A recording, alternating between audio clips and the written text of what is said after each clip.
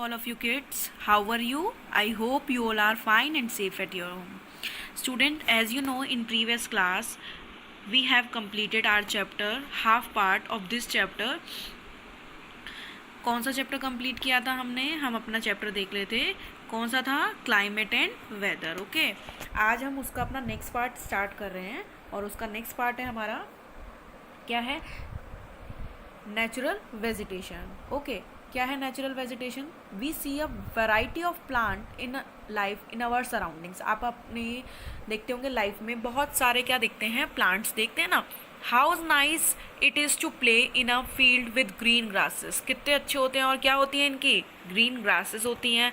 There are also small plants called bushes, shrubs like cactus, flowering plants etcetera. ठीक है. Beside there are many tall trees. बहुत सारी क्या होती हैं? टॉल ट्रीज भी होती हैं. Some with many branches and leaves like neem, mango, और some which stand with few leaves such as palm. किसी में तो बहुत सारी लीव्स होती हैं और किसी में बहुत कम लीव्स होती हैं. The grasses, shrubs and trees which grow on their own without interference और help from human beings are called natural vegetation. What is natural vegetation? जो ह्यूमन बींग की हेल्प से और इंटरफेरेंस से नहीं होते हैं, जो अपने आप उग जाते हैं ना, उन्हें हम क्या बोलते हैं? नेचुरल वेजिटेशन बोलते हैं. Okay, do you wonder how these differ from each other. क्या आपने कभी जाना कि कैसे एक दूसरे से डिफरेंट होते हैं? Different types of natural vegetation are dependent on different climatic conditions. किस पर डिपेंड करते हैं? ये जो नेचुरल वेजिटेशन है ना, वो किस पर डिपेंड करता है? डिफरेंट क्लाइमेटिक कंडीशंस पर डिपेंड करता है. Among which the amount of rainfall is very important. इसमें रेनफॉल क्या होता है हमारा? बहुत इंपॉर्टेंट होता है. Due to varied climatic condition India has a wide range of natural vegetation. अब जो हमारा क्लाइमेटिक कंडीशंस है वो भी डिफरेंट होती है, इसलिए हमारे wide range of natural vegetation देखने को मिलता है. Why are forest necessary? Forest necessary क्यों होते हैं? Forest are very useful for us. They perform various functions. बहुत सारे फंक्शंस परफॉर्म करते हैं. Plant release oxygen that we breathe and absorb carbon dioxides. क्या करते हैं ये? हम अपनी ऑक्सीजन रिलीज करते हैं, जो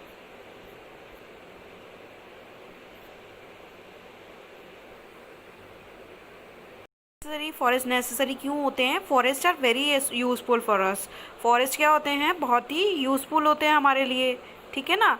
और आप देखेंगे कि जो फॉरेस्ट है वो हमारे लिए क्या करते हैं? They perform various functions. Plant release oxygen that we breathe and absorb carbon dioxide. ठीक है. प्लांट क्या करते हैं? रिलीज करते हैं ऑक्सीजन, जिससे कि हम ब्रीथ लेते हैं, और हम क्या करते हैं? And absorb carbon dioxide. Carbon dioxide को क्या करते हैं? अब्जॉर्व करते हैं. The roots of the plants bind the soil, thus they control soil erosion. और ये क्या करते हैं? सॉइल इरोजन को भी कंट्रोल करते हैं. Forest providers with timber for furniture. हमें क्या प्रोवाइड करते हैं? टिम्बर. फर्नीचर के लिए फ्यूल हो गया, वुड हो गया, फूडर हो गया, मेडिसिनल प्लांट्स हो गए, एंड हर्ब्स हो गए, हनी हो गया, जमूक्स हो गया, etcetera.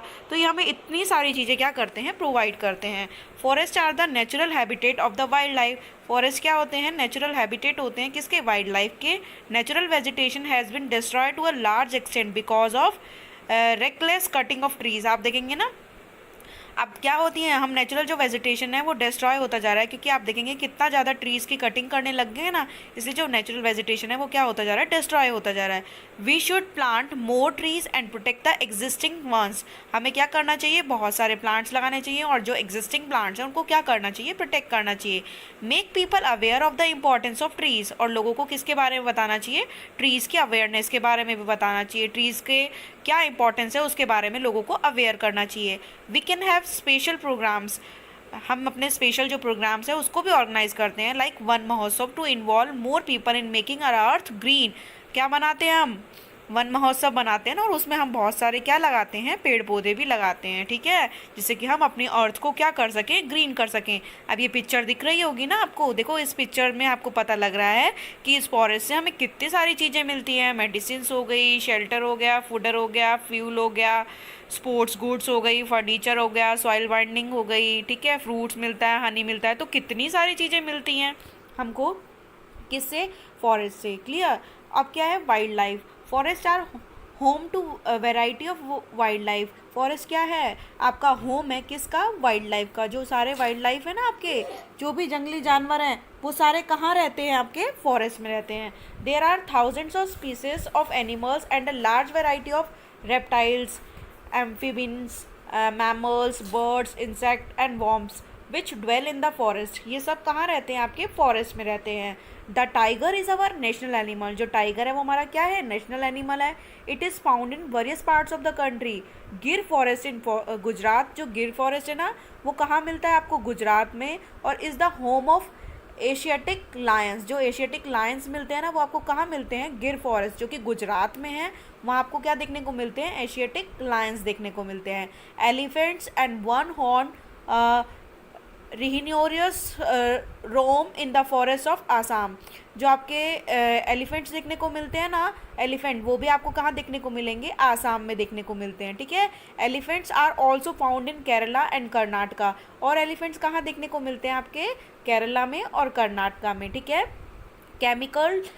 Camels and wild asses are found in Great Indian Desert and the Rann of Kutch respectively.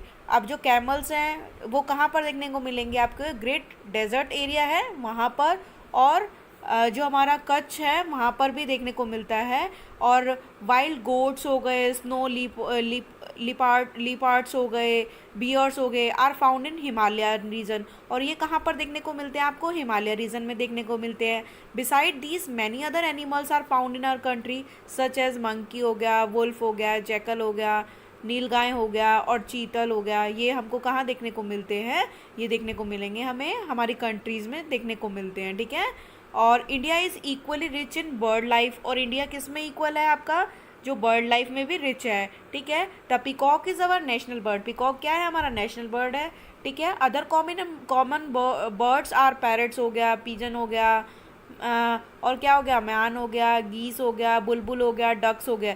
There are several birds sanctuaries which have been created to give birds their natural habitat. These provide the birds protection from hunters.